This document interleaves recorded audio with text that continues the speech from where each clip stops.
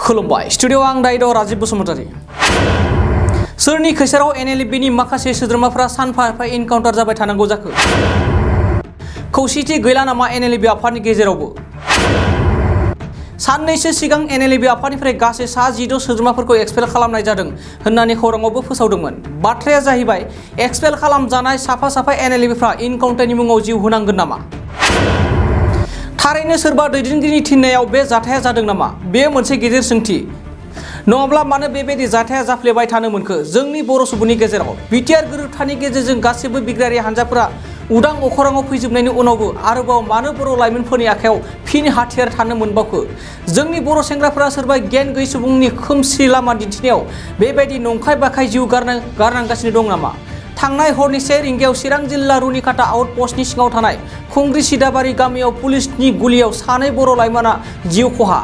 गावथारजानाय सासे सुबुंखौ बारग' एनएलएफबि सोद्रोमा महन्त नार्जारि होनना मिथि मोननायजों लोगोसे गावथारजानाय गुबुन सासे दुथांखौ दासिमबो मिन्थिना मोननाय जायाखै। आरोबाव बेबायदिनो जाथाय जाबावदोंदि थांनाय 12 रिंगासोआव चिरां जिल्लानि धालिगाव किसान बाजार कामारपारियाव सिनाय मोनै दुथां सुबुङा राजा बर' मुंनि सासे लाइमोनखौ गावथारनानै गालाङो। थारैनो बड'लेण्ड ओनसोलाव गुलि बारुदनि खैसाराव फिन जाबोफिनगोन नामा? बेयो बड'लेण्ड ओनसोलनि रायजो राजाफोरनि गेजेराव मोनसे सोंथि सिखांदों।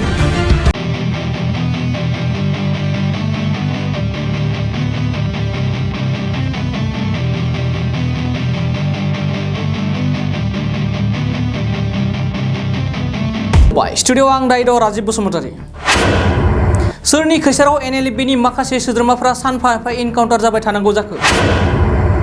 खौसेथि गैला नामा एनएलएफबि आफादनि गेजेरावबो? साननैसो सिगां एनएलएफबि आफादनिफ्राय गासै 16 सोद्रोमाफोरखौ एक्सपेल खालामनाय जादों होननानै खौराङावबो फोसावदोंमोन। बाथ्राया जाहैबाय एक्सपेल खालामजानाय साफा एनएलएफबिफ्रा इनकाउन्टारनि मुङाव जिउ होनांगोन नामा? थारैनो सोरबा दैदेनगिरिनि थिननायाव बे जाथाया जादों नामा? बेयो मोनसे गिदिर सोंथि। नङाब्ला मानो बेबायदि जाथाया जाफ्लेबाय थानो मोनखो जोंनि बर' सुबुंनि गेजेराव? बिटिआर गोरोबथानि गेजेरजों गासैबो बिग्रायारि हान्जाफोरा उदां अखराङाव फैजोबनायनि उनावबो आरोबाव मानो बर' लाइमोनफोरनि आखायाव फिन हाथियार थानो मोनबावखो? जोंनि बर' सेंग्राफोरा सोरबा गियान गैयै सुबुंनि खोमसि लामा दिन्थिनायाव बेबायदि नंखाय बाखाय जिउ गारनांगासिनो दं नामा? थांनाय हरनि 1 रिंगायाव चिरां जिल्ला रुनिकाटा आउटपस्टनि सिङाव थानाय खुंग्रि सिदाबारि गामियाव पुलिसनि गुलियाव 2 बर' लाइमोना जिउ खहा। गावथारजानाय सासे सुबुंखौ बारग' एनएलएफबि सोद्रोमा महन्त नार्जारि होनना मिथि मोननायजों लोगोसे गावथारजानाय गुबुन सासे दुथांखौ दासिमबो मिन्थिना मोननाय जायाखै। आरोबाव बेबायदिनो जाथाय जाबावदोंदि थांनाय 12 रिंगासोआव चिरां जिल्लानि धालिगाव किसान बाजार कामारपारियाव सिनाय मोनै दुथां सुबुङा राजा बर' मुंनि सासे लाइमोनखौ गावथारनानै गालाङो।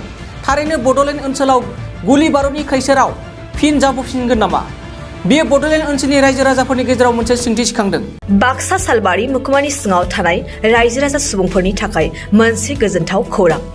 किरण एन्टारप्राइज, जेराव नोंथांमोना मोननो हागोन नोंथांनि फालांगि खालामनायाव गोनांथि जानाय टाटा य'दा ट्राक आरो ई-रिक्सा, लोगोसे नोंथांनि न' बां लुनायाव गोनांथि जानाय बाला, अन्थाइ, सिमेन्ट, इटा। बाक्सा जिल्ला सालबारि मुखुमानि सालबारि भबानिपुर लामायाव थानाय बे किरण एन्टारप्राइजआव नोंथांनि थांना थानायनि जिउआव गोनांथि जानाय टाटा य'दा ट्राक, ई-रिक्सा आरो बाला, अन्थाइ, सिमेन्ट, इटाफोरखौ गोरलैयैनो मोननो हागोन। गोनांथि जानाय सुबुंफोरा 9101113708 आरो 9401079621 जानबुं अनजिमायाव खौरां लाहरनो हागोन।